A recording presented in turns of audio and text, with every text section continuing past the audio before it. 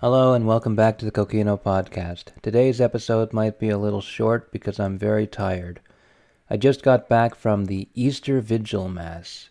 This is the longest Mass that you can ever go to in the Catholic Latin Mass, in the category of Catholic Latin Masses, I think.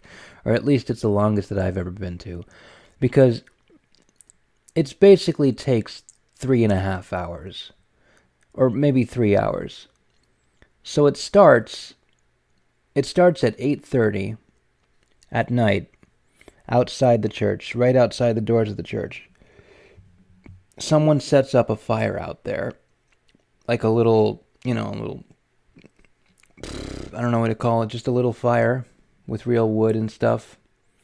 And then the congregation sort of stands around that fire and waits until the priest comes.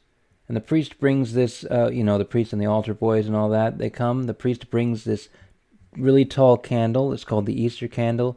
And then he uses that fire to light the really tall candle. And then after that, the priest starts processing into the church. And the people follow. And the people, by the way, they're all holding, each person is holding a slim beeswax candle that has a little piece of paper stuffed into it, so when it's lit, the wax won't fall onto your hands. So every single person is holding one of these. And as they enter the church, following the priest processing in, they light their candles using that same flame from the Easter candle. And so everybody has a lit candle. And inside the church, there are no lights on. It is completely pitch black, aside from a bunch of candles. There's no electric lights, is what I'm saying. So the only light is coming from the candles that the people are holding and the candles that are on the altar that are set up specifically so like the priest can read the Bible or can read the gospel without having to strain his eyes or whatever, or without having to like hold a little candle in front of it or something. There's like these lines of candles there. But other than that, it's pitch dark. And so at this point, Mass hasn't even started yet. The actual thing that you're supposed to go to on Sunday if you're a Catholic hasn't even started yet. No. Instead, there is this 2-hour section where the priest sings and reads, reads the gospel in Latin. And you have to stand for the entire thing. It's about an hour of standing. And after about an hour of standing that's when I start getting hurt, and my shoulders start hurting and my feet, I get kind of fidgety and weird. But anyways, after that, there's another hour of other things that happen where the other processes and actual actions that I don't recognize because I don't know the actual traditions specifically. But they take the candle, the Easter candle, and then first they bless this giant thing of holy water, then they take the candle and they dip it in the holy water, then they dry it with a towel, and they do a bunch of other stuff. They process backwards through the church and then around to a certain statue, and then they do something else with the candle over there while the congregation is all turning around from their pews to look behind them to see what they're doing.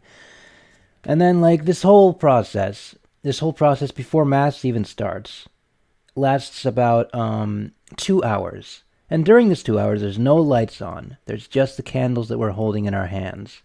And it's interesting because candles, skinny candles that you hold in your hands, something happens to them if you're holding them and they're lit for longer than half an hour or something. They start to deform. They start off as these beautiful long sticks that are perfectly smooth and perfectly perfect, and the flames look beautiful and all that. But slowly, as time goes, and as gusts of wind come in through the back door and then rush around and then blow the candle in different directions, the wax kind of just comes off in weird shapes. And the candle,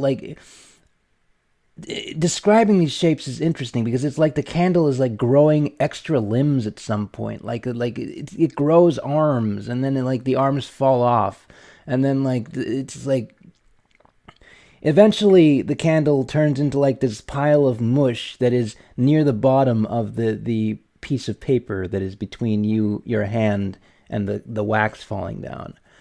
And unless you're really, really good at keeping the candle from doing that. And there are some people who are like really good at keeping the candle from dripping wax all over, and they only, like, by the end of it, they just had a few bumps on the candle, you know. No one could prevent it completely from dripping wax, but some people were better than others. My candle, by the end of it, looked like a pile of mush. It looked like a complete pile of mush, and it was near dead. And so the whole process, this whole process that came before the Mass lasted 2 hours. And then the Mass started.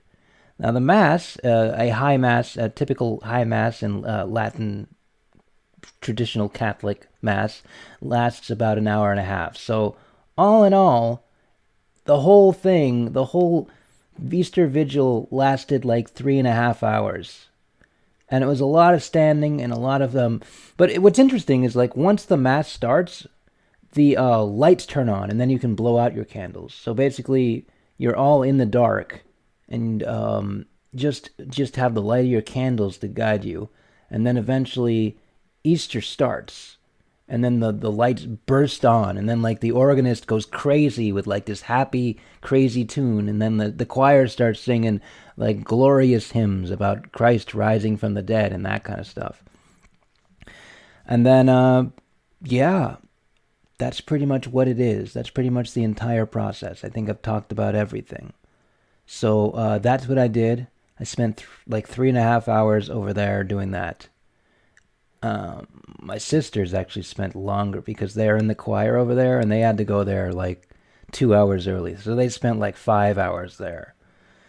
It's crazy. Easter Vigil is one of those things that I think it's good to experience it at least once in your life if you're a Catholic, but I don't know if you should go to it every single day, every single time, because it's exhausting. But anyways, that's all I have to say. This has been the Kokino Podcast. I hope you all have a great day. This is going to come out like 14 days after Easter, but whatever.